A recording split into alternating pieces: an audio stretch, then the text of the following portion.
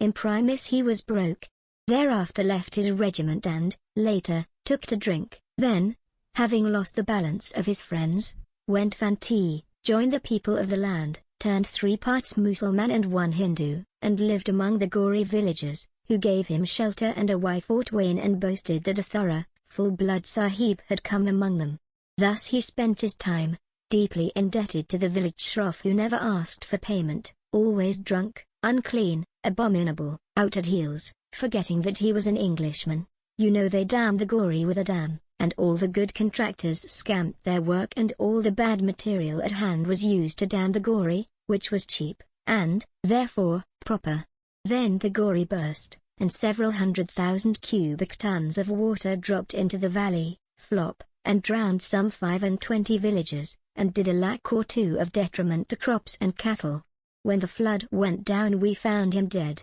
beneath an old dead horse, full 6 miles down the valley. So we said he was a victim to the demon drink, and moralized upon him for a week, and then forgot him. Which was natural, but, in the valley of the Gori, men beneath the shadow of the big new dam, relate a foolish legend of the flood, accounting for the little loss of life only those 25 villagers in this wise. On the evening of the flood, they heard the groaning of the rotten dam, and voices of the mountain devils. Then an incarnation of the local god, mounted upon a monster neighing horse, and flourishing a flail-like whip, came down, breathing ambrosy air, to the villagers, and fell upon the simple villagers with yells beyond the power of a mortal throat, and blows beyond the power of a mortal hand, and smote them with his flail-like whip, and drove them clamorous with terror up the hill, and scattered, with the monster neighing steed, their crazy cottages about their ears, and generally cleared those villages. Then came the water, and the local god, breathing ambrosy air,